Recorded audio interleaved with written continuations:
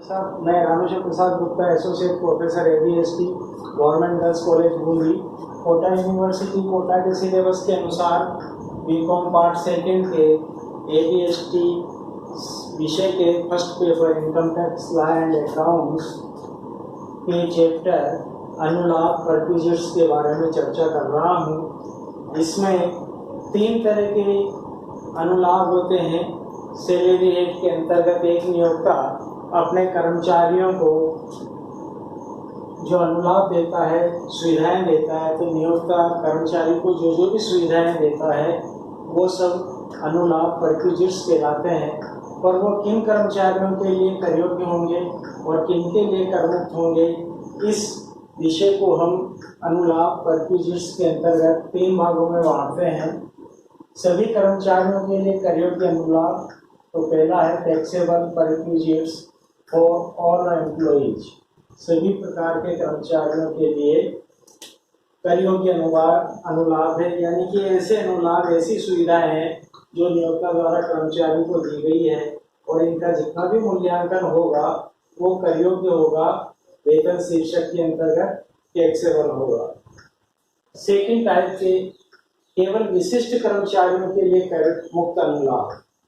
तो कुछ कर मुक्त अनुलाभ होते हैं किंतु वो केवल विशिष्ट कर्मचारियों के लिए होते हैं। ये सेकंड पार्ट है कि विशिष्ट कर्मचारी कौन होगा,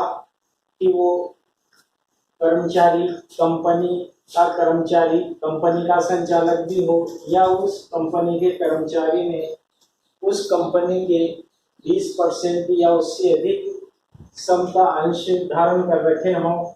या फिर उसकी किसी गत वर्ष की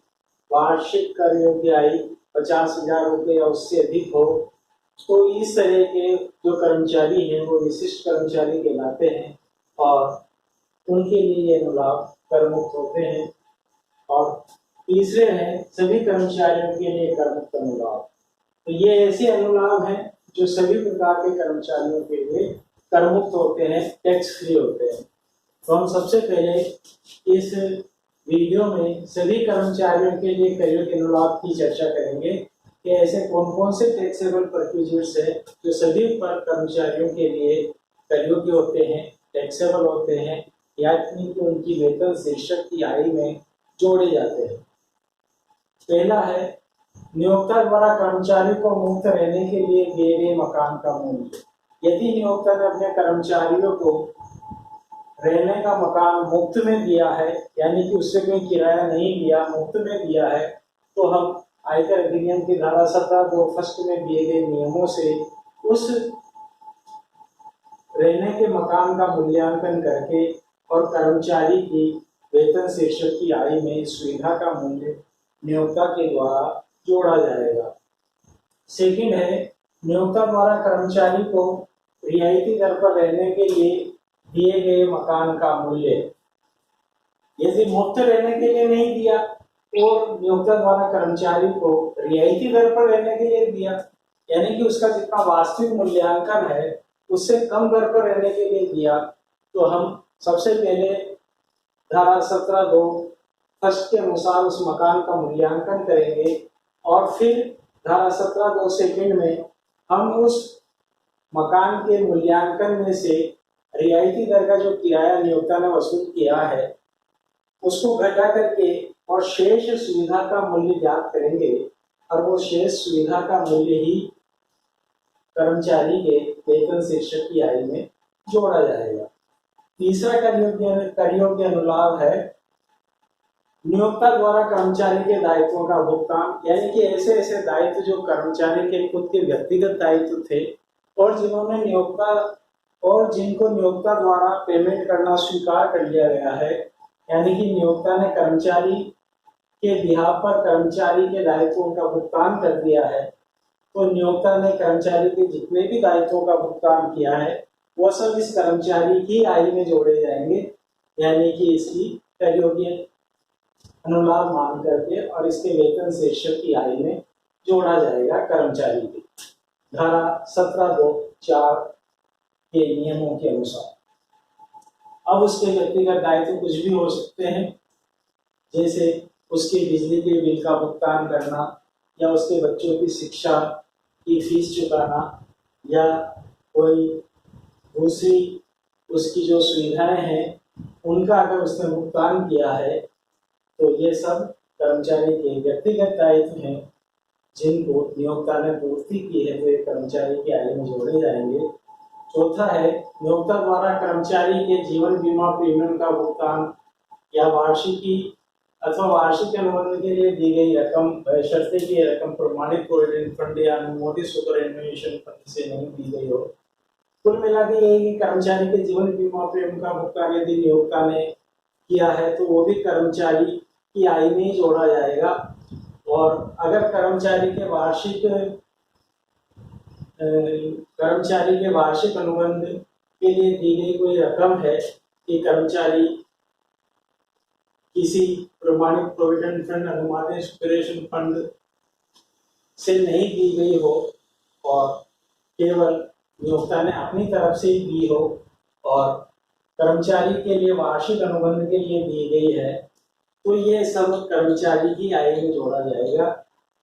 बशर्ते कि वो उसके प्रमाणित प्रोविडेंट फंड या अनुमोदित सुपरएनुएशन फंड से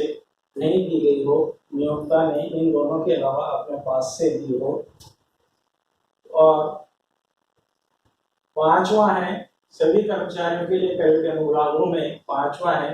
कि नियोक्ता अथवा पूर्व नियोक्ता द्वारा कर्मचारी को निःशुल्क या रियायती दर पर प्रत्यक्ष या अप्रत्यक्ष रूप से आवंटित या हस्तांतरित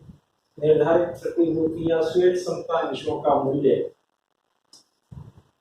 यदि नियोक्ता ने या किसी पूर्व नियोक्ता ने करदाता को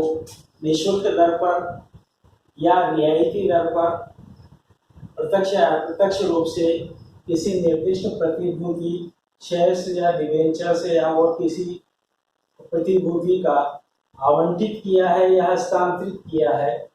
तो निःशुल्क किया है तो पूरा मूल्य जुड़ेगा कर्मचारी की आय में और रियायती दर पर किया है तो टोटल मूल्यांकन में से रियायती दर घटा करके और शेष सुविधा का मूल्य ज्ञात करके वो कर्मचारी के करयोग्य आय में जोड़ा जाएगा वेतन शीर्षक में। अथवा स्वेत समतांश जो कंपनी द्वारा नियोक्ता द्वारा कर्मचारी को निःशुल्क दिए गए हम अंशों का मूल्यांकन कर्मचारी की आय में जोड़ा जाएगा। फिर है नियोक्ता द्वारा करदाता के संबंध में अनुमोदित अधिवार्षिकी कोष में 1 लाख रुपए से अधिक का अंशदान। तो यदि नियोक्ता ने करदाता के संबंध में किसी अप्रूव्ड सुपरएनुएशन फंड में 1 लाख रुपए से अधिक का अंशदान किया है तो फिर वो जो आधिक्य वाली राशि है 1 लाख रुपए से अधिक का अंशदान है वो कर्मचारी के करयोग्य अनुलाभ माना जाएगा। फिर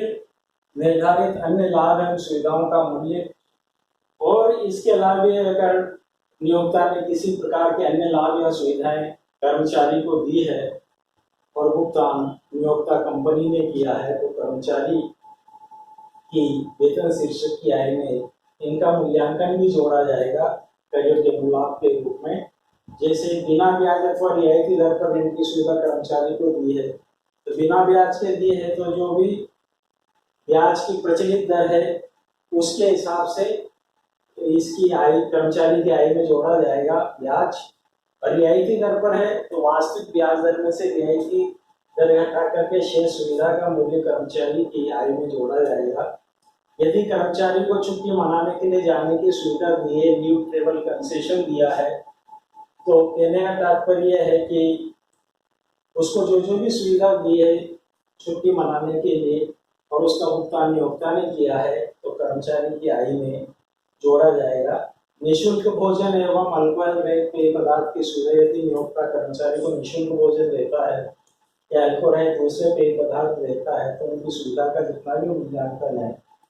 वो कर्मचारी की आय में जोड़ा जाएगा। उपहार अथवा उपहार कूपन की सुविधा कोई भी उपहार खरीदने के लिए कर्मचारी को उपहार या उपहार कूपन दिया है तो उस सुविधा का मूल्यांकन भी कर्मचारी की आय में जोड़ा जाएगा। नियोक्ता द्वारा दिए गए क्रेडिट कार्ड पर प्रोफाइल नियोक्ता ने कर्मचारी के क्रेडिट कार्ड पर कोई चार्ज दिए हैं यानी कि जो कर्मचारी को भुगतान करने थे किंतु नियोक्ता ने ही भुगतान किए हैं, तो कहना है तात्पर्य ये भी कर्मचारी की आय में जोड़ा जाएगा क्योंकि उसने कर्मचारी की तरफ से दिए हैं। क्लब के ऋणों के भुगतान की सुविधा, यदि कर्मचारी के लिए क्लब बना रखा है, कर्मचारी को क्लब का मेंबर बनाया है और क्लब के जो भी खर्चों का भुगतान अगर नियोक्ता ने किया है तो ये भी कर्मचारी की आय में जोड़ा जाएगा। कंपनी या नियोक्ता की किसी चल संपत्ति का उपयोग करने की सुविधा कर्मचारी को दी है तो चल संपत्ति के उपयोग की सुविधा का मूल्यांकन भी जोड़ा जाएगा। कोई भी कार की सुविधा है या कोई अन्य सुविधाएं हैं तो उन सब सुविधाओं का मूल्यांकन करके जोड़ा जाएगा। चल संपत्ति के हस्तांतरण की सुविधा, अगर नियोक्ता ने कर्मचारी को चल संपत्ति हस्तांतरित करती है, चल संपत्ति कर्मचारी को सौंपती है तो उस चल संपत्ति का मूल्यांकन करके और उसके मूल्य कर्मचारी की आय में जोड़ा जाएगा। अन्य किसी लाभ या सुविधा या सेवा का मूल्य, अन्य कोई कर्मचारी को नियोक्ता ने लाभ दिया है, सुविधा दी है या कर्मचारी की किसी सेवा का नियोक्ता ने भुगतान किया है तो इनका जो भी मूल्यांकन होगा वो कर्मचारी की आय में शामिल किया जाएगा। धन्यवाद।